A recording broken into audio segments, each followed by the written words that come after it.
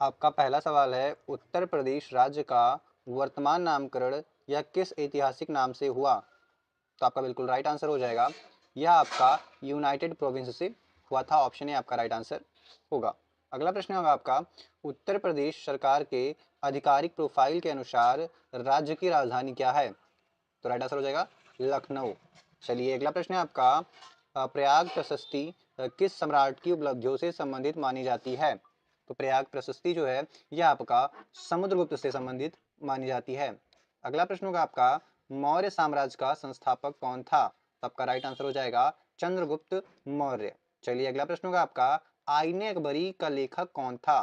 तो साथियों आईने अकबरी के जो लेखक थे वह अबुल फजल दी थे। कौन? अबुल फजल। चलिए अगला प्रश्न होगा आपका, 1857 के विद्रोह में झांसी की रानी का संबंध किस क्षेत्रीय नेतृत्व से था? तब का राइट आंसर हो जाएगा यह प्रतिरोध नेतृत्व से था। किससे? प्रतिरोध नेतृत्व। अगला प्रश्न होगा आपका, भारतीय राष्ट्रीय कांग्रेस का प्रथम अधिवेशन किस शहर में हुआ था? तो आपका राइट आंसर हो जाएगा यह जो है पहली बार बंबई में हुआ था। चलिए अगला प्रश्न होगा आपका, चंपारण सत्याग्रह किस समस्या से जुड़ा था? तो साथियों चंपारण सत्याग्रह जो था यह नील की खेती से जुड़ा था। किससे? नील की खेती से। अगला प्रश्न होगा, आर्य समाज की स्थापना किसने की थी? तो साथियों आर्य समाज की जो स्थापना है यह स्वामी दयानंद सरस्वती ने की थी। किसने? दयानंद सरस्वती ने। ऑप्शन ए आपका राइट आंसर हो जाएगा। चलिए अगला प्रश्न होगा आपका, प्राचीन भारतीय शिक्षा केंद्र नालंदा विश्वविद्यालय जो है वह किससे अधिक प्रसिद्ध था? तो आपका जो राइट आंसर हो जाएगा साथियों यह बौद्ध अध्ययन से जो है बहुत ही प्रसिद्ध था। चलिए अगला प्रश्न होगा आपका साथियों, ध्यान दीजिएगा, भारतीय संविधान के भाग 3 में क्या शामिल है? तो साथियों भारतीय संविधान के भाग 3 में जो है वह मौलिक अधिकारों को शामिल किया गया है। किसको? मौलिक अधिकारों को। अगला होगा आपका, भारतीय संविधान का अनुच्छेद 32 किससे संबंधित है? तो साथियों अनुच्छेद जो 32 है यह आपका संवैधानिक उपचार से संबंधित है। किससे? संवैधानिक उपचार से। अगला होगा आपका, निर्वाचन आयोग का संवैधानिक आधार कौन सा अनुच्छेद है? तो साथियों निर्वाचन आयोग का जो संवैधानिक आधार है यह आपका हो जाएगा अनुच्छेद 324 से। किससे? अनुच्छेद 324 से। अगला प्रश्न होगा आपका, ध्यान दीजिएगा साथियों, एक मिनट। हाँ, क्या आपका संविधान संशोधन की प्रक्रिया किस अनुच्छेद में दी गई है? तो आपका राइट आंसर हो जाएगा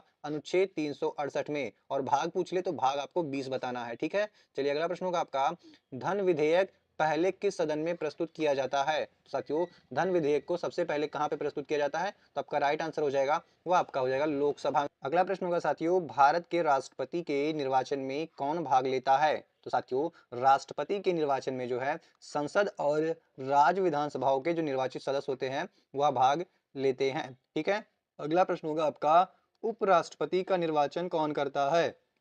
तो साथियों उपराष्ट्रपति का जो निर्वाचन है वह संसद के दोनों सदनों के सदस्य करते हैं। कौन? संसद के दोनों सदनों के सदस्य करते हैं। अगला होगा आपका, आपातकाल लगाने का राष्ट्रीय प्रावधान किस अनुच्छेद में है? तो साथियों आपातकाल लगाने का जो राष्ट्रीय प्रावधान है यह आपका हो जाएगा किसमें? तो बिल्कुल राइट आंसर होगा आपका अनुच्छेद 352 में। किसमें? अनुच्छेद 352 में। अगला है आपका, राज्यपाल की नियुक्ति कौन करता है? तो साथियों राज्यपाल की जो नियुक्ति है यह आपका राष्ट्रपति के द्वारा। किसके द्वारा? राष्ट्रपति के द्वारा किया जाता है। अगला प्रश्न होगा आपका, भारत का संविधान कब लागू हुआ? तो आपका राइट आंसर हो जाएगा 26 जनवरी 1950 को आपका भारतीय संविधान लागू हुआ था।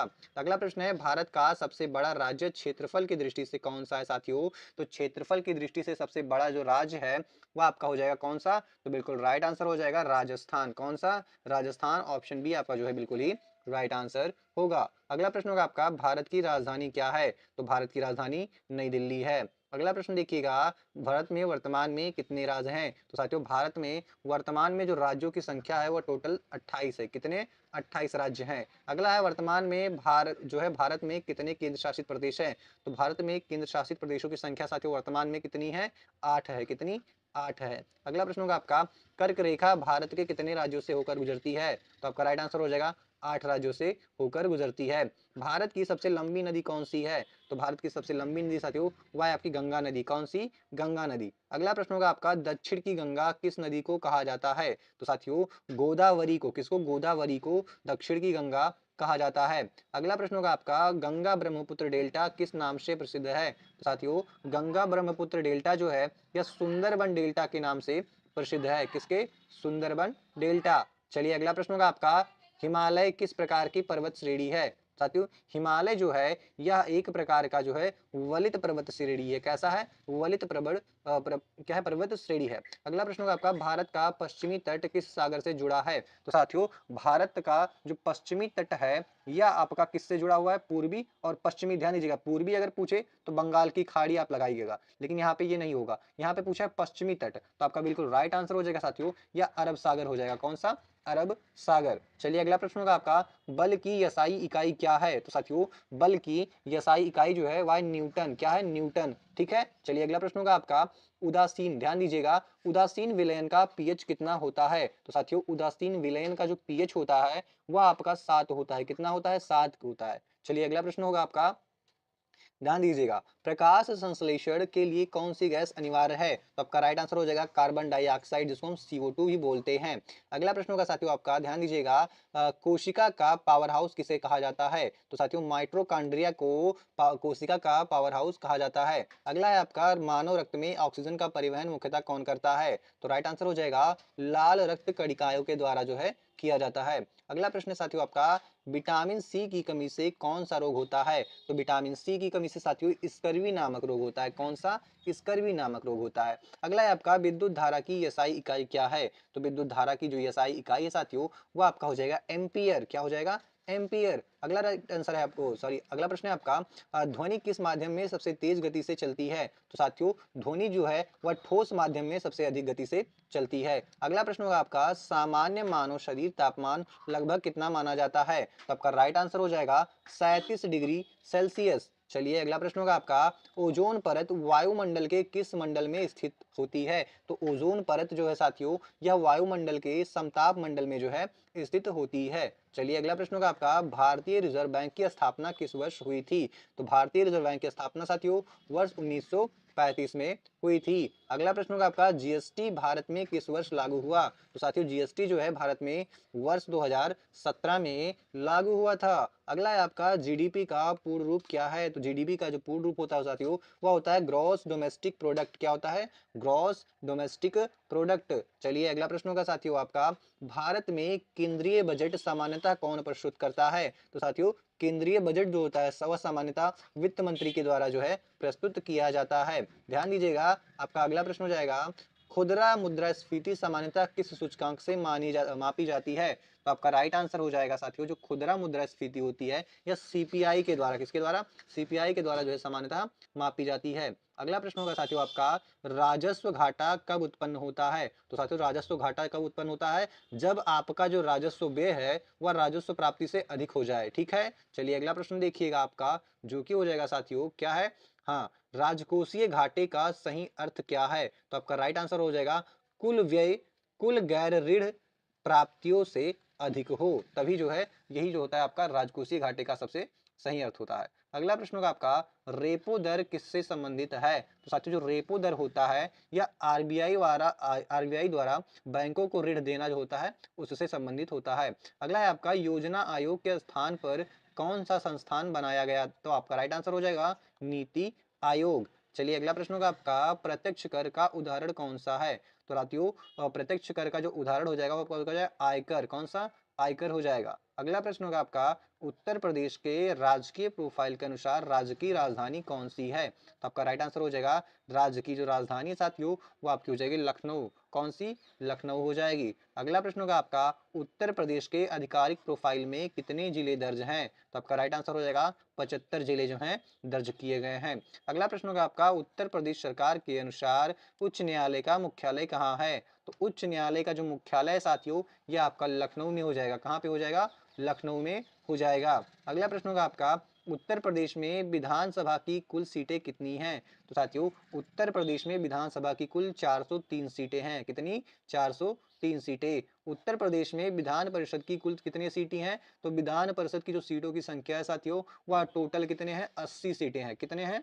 नहीं 80 नहीं साथियों, सॉरी, इसमें 100 सीटें हैं। कितनी? 100 सीटें हैं, वो तो मैंने दूसरा बता दिया। ठीक है। चलिए अगला प्रश्न होगा आपका, हाँ, लोकसभा सीटों की जो संख्या है वह 80 होती है। मुझे लोकसभा का ध्यान था, ठीक है। तो यहाँ पे आपका राइट आंसर हो जाएगा लोकसभा की सीटों की संख्या 80 हो जाएंगी, और आपका जो विधान परिषद में साथियों कुल सीटों की संख्या है वो आपकी 100 हो जाएगी, जो यूपी में है, ठीक है। अगला प्रश्न देखिएगा, जो कि आपका उत्तर प्रदेश के आधिकारिक प्रोफाइल में कौन सी भाषा शामिल है। तो साथियों उत्तर प्रदेश के आधिकारिक प्रोफाइल में जो भाषा शामिल है साथियों, आपका राइट आंसर हो जाएगा वह हो जाएगा भोजपुरी। तमिल नहीं है, गुजराती नहीं है, मराठी नहीं है, जबकि भोजपुरी जो है शामिल की गई है। अगला होगा आपका उत्तर प्रदेश में कुंभ का प्रमुख आयोजन किस स्थान से जुड़ा है। तो आपका राइट आंसर हो जाएगा यह प्रयागराज से जुड़ा हुआ है। अगला प्रश्न होगा आपका आशा ज्योति केंद्र उत्तर प्रदेश में किससे संबंधित है। तो आपका राइट आंसर हो जाएगा महिला सुरक्षा और सहायता से। आशा ज्योति केंद्र जो है वो महिला सुरक्षा और सहायता से संबंधित है। अगला है आपका उत्तर प्रदेश महिला कल्याण विभाग की प्रमुख जनोन्मुखी योजना कौन सी है। तो आपका राइट आंसर हो जाएगा मुख्यमंत्री कन्या सुमंगला योजना, ठीक है। ऑप्शन ये आपका राइट आंसर होगा। अगला प्रश्न देखिएगा, 2025 में पद्म पुरस्कारों की घोषणा किस स्रोत से की गई साथियों।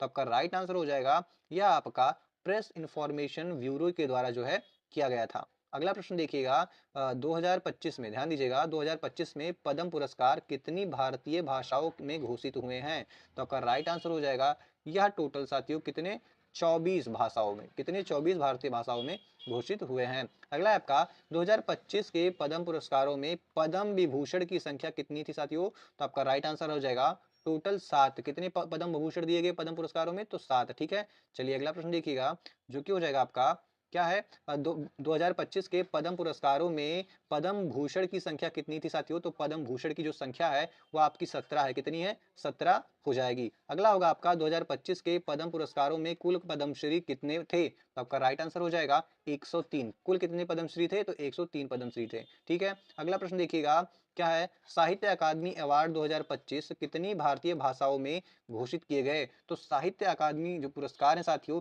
या टोटल कितने भारतीय भाषाओं में, तो आपका राइट आंसर होगा 24 भारतीय भाषाओं में जो है घोषित किए गए थे। अगला प्रश्न देखिएगा ध्यान से, इंडिया एआई इम्पैक्ट समिट 2026 कहाँ आयोजित हुआ था। तो आपका राइट आंसर हो जाएगा साथियों यह आपका कहाँ पे हुआ था, भारत मंडपम। कहाँ पे, भारत मंडपम नई दिल्ली में, ठीक है। चलिए अगला प्रश्न देखिएगा, इंडिया एआई इम्पैक्ट समिट 2026 को किसने first global AI summit in the global south बताया है। तो आपका राइट आंसर हो जाएगा साथियों प्रेस सूचना ब्यूरो ने। किसने, प्रेस सूचना ब्यूरो ने। अगला प्रश्न देखिएगा, नेशनल अनुभव अवार्ड्स, क्या है, नेशनल अनुभव अवार्ड्स 2025-26 का आयोजन किस मंत्रालय से संबंधित है। तो आपका राइट आंसर हो जाएगा यह कार्मिक लोक शिकायत एवं पेंशन मंत्रालय के द्वारा जो है आयोजित किया गया था। अगला है आपका उल्लास, क्या है, उल्लास का पूर्ण रूप किस भावना से जुड़ा है। साथियों उल्लास का जो साथियों पूर्ण रूप है वह किस भावना से जुड़ा है। तो आपका राइट आंसर हो जाएगा यह आपका जीवन पर्यंत सीखना और साक्षरता से जुड़ा हुआ है। अगला होगा आपका उल्लास में पूर्ण साक्षर मानने का न्यूनतम मानदंड क्या है। तो आपका राइट आंसर हो जाएगा 95%। कितना है, 95%। उल्लास मोबाइल ऐप किससे संबंधित है। तो साथियों उल्लास मोबाइल ऐप जो है यह आपका वयस्क शिक्षा से संबंधित है। किससे, वयस्क शिक्षा से। अगला प्रश्न होगा आपका कृषि एवं किसान कल्याण विभाग की 2024-25 रिपोर्ट के अनुसार क्या है खरीफ फूड ग्रेन प्रोडक्शन का प्रथम अग्रिम अनुमान कितना था। तो आपका राइट आंसर हो जाएगा साथियों यह 1744.05 LMT था। कितना, 1747.05 LMT, ठीक है। अगला होगा आपका उसी रिपोर्ट में खरीफ राइस प्रोडक्शन का अनुमान कितना दिया गया है। तो खरीफ जो राइस प्रोडक्शन का अनुमान है साथियों यह आपका हो जाएगा कितना। तो राइट आंसर हो जाएगा आपका 1099। ध्यान दीजिएगा 1099 34 MTL, ठीक है। तो यहाँ पे दो दो ऑप्शन दिए गए हैं तो आप दोनों को ही सही मान लीजिएगा। नहीं सॉरी दोनों नहीं है, यहाँ पे ये 11,000 है, ठीक है, वो 1100 है। आपका ये जो राइट आंसर होगा वो ए ऑप्शन होगा, ठीक है। चलिए अगला प्रश्न देखिएगा, उसी रिपोर्ट में खरीफ क्या है पल्सेस प्रोडक्शन का अनुमान कितना दिया गया। तो आपका राइट आंसर हो जाएगा 69 ध्यान दीजिएगा 69.54 LMT, ठीक है। अगला प्रश्न होगा खरीफ ऑयल सीड्स प्रोडक्शन का अनुमान कितना दिया गया था। तो आपका राइट आंसर हो जाएगा 237.45 LMT, ठीक है। अगला प्रश्न देखिएगा साथियों, पीएम विश्वकर्मा योजना किस दिन शुरू की गई थी। तो आपका राइट आंसर हो जाएगा यह आपका 17 दिसंबर 2023 में शुरू किया गया था। पीएम विश्वकर्मा योजना का वित्तीय परिपक्व कितना बताया गया था? तो आपका राइट आंसर हो जाएगा साथियों, यह लगभग लगभग कितना साथियों, 13,000 करोड़ जो है बताया गया था। ध्यान दीजिएगा, आपका अगला है, पीएम विश्वकर्मा योजना कितने पारंपरिक व्यवसायों कौशलों को कवर करती है? तो आपका राइट आंसर हो जाएगा जो साथियों, वह हो जाएगा टोटल 18। ठीक है, चलिए अगला प्रश्न होगा आपका, भारत में कुल जैव विविधता के संरक्षण से संबंधित मंत्रालय कौन सा है? तो आपका राइट आंसर हो जाएगा, कौन सा हो जाएगा साथियों? तो बिल्कुल राइट आंसर होगा पर्यावरण वन और जलवायु परिवर्तन मंत्रालय। अगला होगा आपका, ध्यान दीजिएगा, आर्द्र भूमियों के संरक्षण से जुड़ा अंतरराष्ट्रीय समझौता कौन सा है? तो आपका हो जाएगा एक मिनट, आर्द्र भूमियों के संरक्षण से जुड़ा अंतरराष्ट्रीय समझौता कौन सा है? तो आपका राइट आंसर हो जाएगा रामसर कन्वेंशन। कौन सा? Ramsar convention. ठीक है, अगला प्रश्न देखिएगा साथियों, भारत ने रामसर कन्वेंशन कब अंगीकृत या अनुमोदित किया था? तो आपका राइट आंसर हो जाएगा 1982 में। चलिए अगला प्रश्न होगा आपका, भारतीय आर्द्र भूमि नियम 2017 किस विषय से संबंधित है? तो आपका राइट आंसर हो जाएगा, ये आपका आर्द्र भूमि संरक्षण से संबंधित है। अगला प्रश्न होगा आपका, MHA की CTCR डिवीजन किससे संबंधित है? तो CTCR डिवीजन जो है साथियों, यह आपका हो जाएगा किससे संबंधित? तो बिल्कुल राइट आंसर हो जाएगा आतंकवाद रोधी और उग्रवाद रोधी कार्यों से संबंधित है। अगला प्रश्न होगा आपका, MHA की LWE डिवीजन किस समस्या से संबंधित है?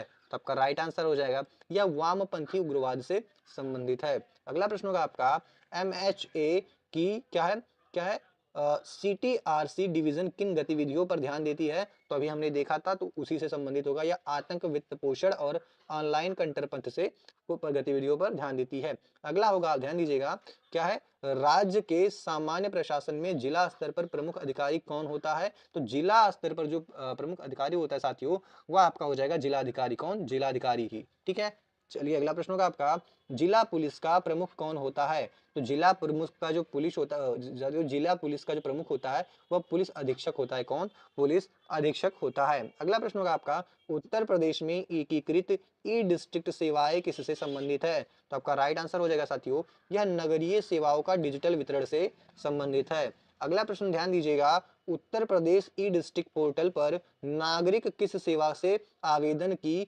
तिथि देख सकते हैं, स्थिति को देख सकते हैं? तो आपका राइट आंसर हो जाएगा साथियों, आवेदन की स्थिति। ठीक है, आवेदन की स्थिति पर। अगला प्रश्न होगा आपका, भारत में सबसे अधिक जनसंख्या वाला राज्य कौन सा है? तो आपका राइट आंसर हो जाएगा उत्तर प्रदेश। चलिए अगला प्रश्न होगा आपका, जनसंख्या घनत्व अधिक होने का प्रमुख कारण क्या है? तो साथियों, जनसंख्या घनत्व का अधिक जो है होने का प्रमुख कारण होता है संसाधन कृषि और नगरीकरण। क्या है? संसाधन कृषि और नगरीकरण। अगला प्रश्न होगा आपका, क्लीन एयर और स्वच्छ जल किस विकास श्रेणी से जुड़े हुए हैं? तो आपका राइट आंसर हो जाएगा पर्यावरणीय स्वास्थ्य की श्रेणी से जुड़े हुए हैं। अगला है आपका, शहरीकरण का सबसे प्रत्यक्ष परिणाम कौन सा होता है? तो देखिए, शहरीकरण का जो सबसे प्रत्यक्ष परिणाम होता है वह होता है जनसंख्या घनत्व में वृद्धि। क्या? जनसंख्या घनत्व में वृद्धि। अगला प्रश्न होगा साथियों आपका, ध्यान दीजिएगा, आधुनिक व्यापार में ई कॉमर्स किससे संबंधित है? तो आपका राइट आंसर हो जाएगा इलेक्ट्रॉनिक माध्यम से खरीद व बिक्री। ठीक है, अगला प्रश्न होगा आपका, बैलेंस ऑफ ट्रेड किससे संबंधित है? तो साथियों, बैलेंस ऑफ ट्रेड जो है यह आपका निर्यात और आयात के अंतर से संबंधित है। किससे? निर्यात और आयात के अंतर से। अगला प्रश्न होगा आपका, महिला सशक्तिकरण का सबसे उपयुक्त अर्थ क्या है? तो शिक्षा, स्वास्थ्य, सुरक्षा और अवसरों में सशक्त बनना ही क्या हो जाएगा आपका महिला सशक्तिकरण का सबसे उपयुक्त अर्थ। अगला प्रश्न होगा आपका, आत्मनिर्भर भारत का मूल उद्देश्य क्या है? तो साथियों, आत्मनिर्भर भारत का मूल उद्देश्य जो है वह हो जाएगा आपका घरेलू क्षमता और स्वदेशी उत्पादन को बढ़ाना। चलिए अगला प्रश्न होगा आपका, पुस्तक और लेखक के संदर्भ में आईने अकबरी किसके द्वारा लिखी गई है? तो यह प्रश्न हमने शुरू में ही देखा था, तो इसका बिल्कुल राइट आंसर होगा, आपको याद है तो अबुल फजल जी। ठीक है, ध्यान दीजिएगा साथियों, आपका आखिरी प्रश्न होगा, सूचना साझा करने के लिए उपयुक्त आधुनिक माध्यम कौन सा है? साथियों, सूचना को साझा करने के लिए यह आपका सोशल मीडिया कम्युनिकेशन जो है सबसे उपयुक्त आधुनिक माध्यम माना जाता है। तो ऑप्शन यहाँ पे राइट आंसर हो जाएगा। तो साथियों, आप लोग कमेंट करके बताइएगा कि 100 में से आपने कितने प्रश्नों को जो है सही किया है। और हाँ, अगली वीडियो वेरी वेरी इंपॉर्टेंट आने वाली है, तो इस वीडियो को लाइक करके शेयर कर लीजिएगा और चैनल को सब्सक्राइब कर लीजिएगा। मिलते हैं नेक्स्ट वीडियो में, तब तक के लिए जय हिंद दोस्तों।